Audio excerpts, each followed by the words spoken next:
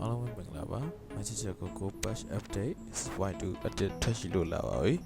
ဒီ update မှာတော့ Commander Fear ကိုထည့်သွင်းလိုက်ပါတယ် Commander Fear အနေနဲ့စံနက်ကြီးတစ်ခုကိုအားပေးနိုင်ပြီးတော့တက်ဆိုင်ရာ hero တွေကိုလည်းရရှိမှာဖြစ်တဲ့အတွက် live တီးဆောက်တဲ့နေရာမှာပုံပုံမြင်မြင်ဆန်းဆန်းတီးဆောက်နိုင် Angela Commander ကိုတော့ဒီဘက်ပြန်လုပ်ပေးထားပြီး alive hero တွေကိုပတ်ပေးနိုင်ပါတယ် Commander အနေနဲ့ကတော့ skill charger ရရှိခြင်းကိုနှက်လိုက်ပါတယ်